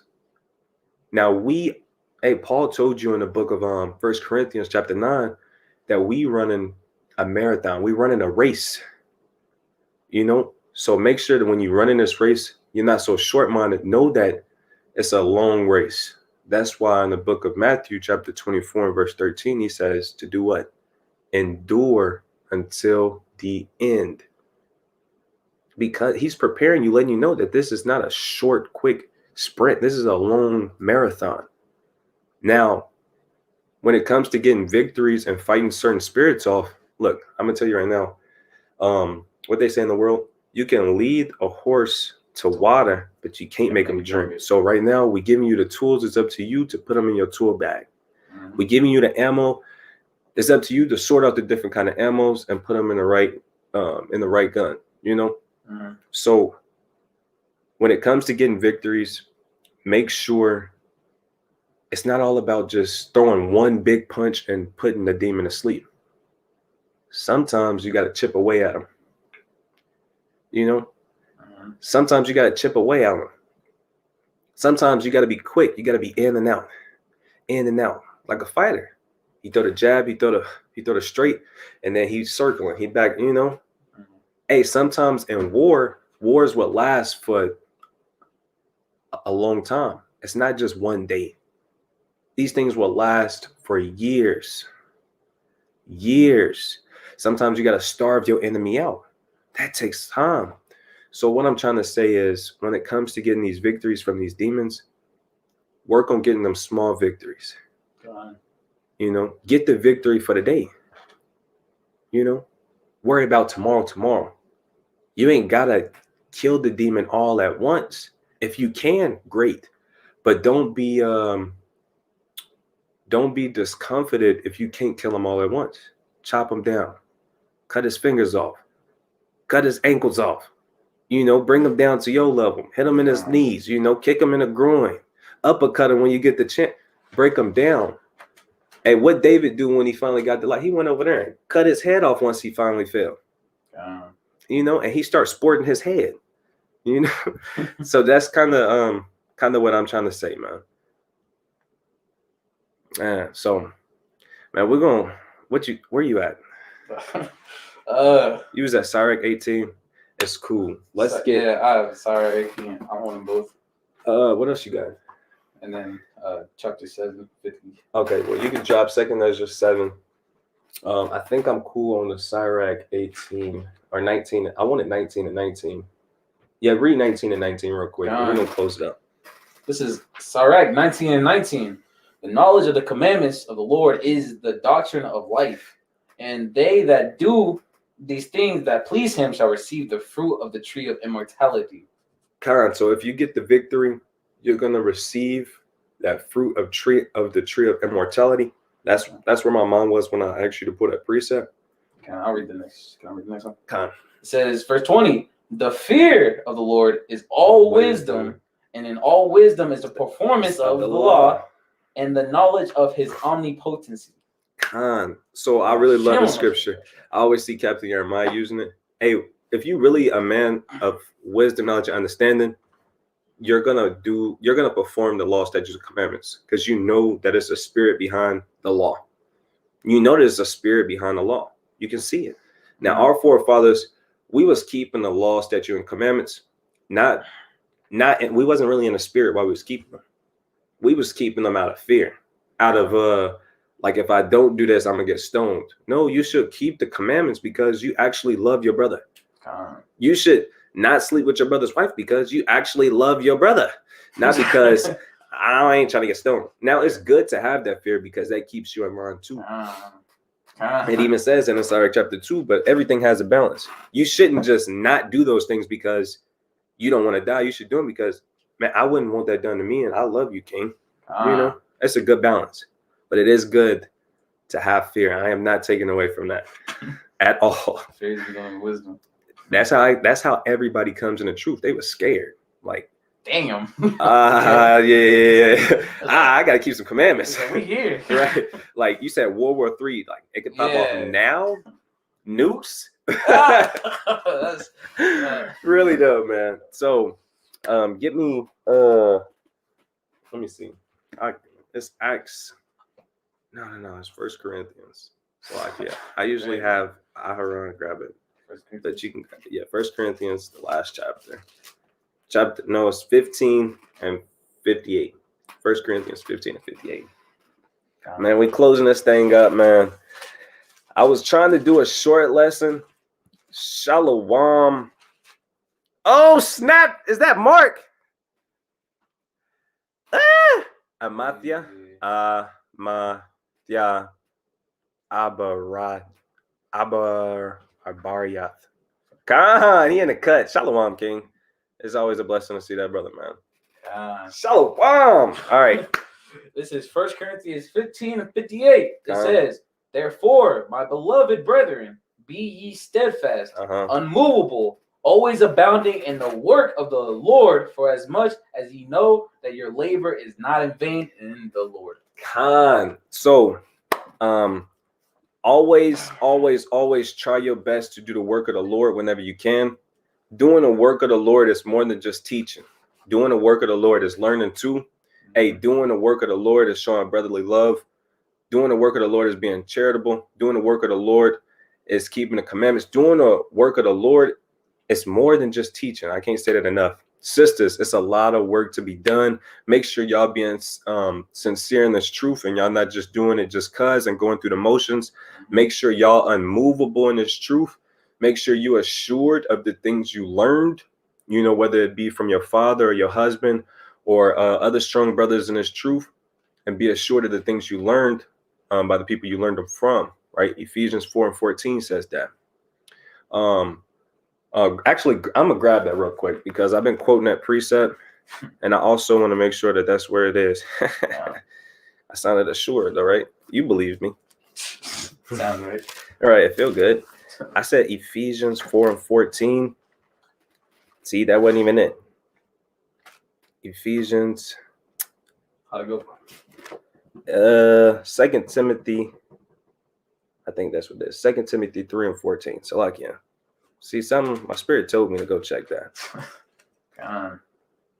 Okay, 2 Timothy 3 and 14. 2 Timothy 3 and 14 says, but continue thou in the things which thou hast learned and has been assured of, knowing of whom thou hast learned them. So make sure you continuing in the things that you learned, being assured of the people you learned them from, right? So make sure you unmovable, make sure you steadfast, make sure you abounding in the work of the Lord, whether it be teaching, whether it be learning, whether it be sowing, whether it be keeping the commandments, whether it be living and exercising your life in faith. All of the above applies to doing the work of the Lord, man. Make sure you being faithful to this truth. You being sincere. You're not just going through the motions. Make sure you're not lukewarm. Make sure you're trying to keep your spirit hot. Make sure you're trying to keep your brother's spirit hot. It's so much work to be done, especially when it goes into building a nation. So start off with like-minded brothers and get yourself into a strong family, a strong camp. And Lord willing, when Yahushua come back, all of these camps can come under one banner, right? So all of these works that you're doing on a day-to-day basis, you know that these things, it's not just going to be tossed up into the air. You're doing it for a reward. You know that the Most High God is going to bless you for all of the works you're doing. So keep that in mind. That's going to add that fuel to the fire. Sirach chapter 43 and 30 says, when you glorify the Lord, exalt him as much as you can, and even yet will you far exceed. And when you exalt him, put forth all your strength, and be not weary, for ye can never go far enough. And with that, we're going to give all praises, all honor, and all glory to the Most High God, Yahweh, Ba'ashem, Hamashiach, Yahweh Shah. Hey, like General Hezekiah always say, never forget, death to America. Shalom wa barak mashpaka. Shalom. Shalom. Hey, and the water for everybody who tuned in, man. It was beautiful. I'm glad y'all tuned in with us. Go ahead, King. I think you just said shalom. So like, I didn't hear what you said. You were just saying shalom. God, man. Shalom. Man, it's a beautiful, beautiful Sabbath. Hopefully, y'all got some food prepared. Something, man. Put your feet up, eat some grapes. Hey, you might sip a little wine tonight. It's the Sabbath. Relax. You know what I'm saying? Play some Israelite bangers. For real. Man, take a load off, man. It's the Sabbath. It's a delight, man. I kind of don't even want to get off of this thing. I ain't got nothing else to do. Nah, but man, we're going to get out of here, man. Shalom, shalom. Shalom.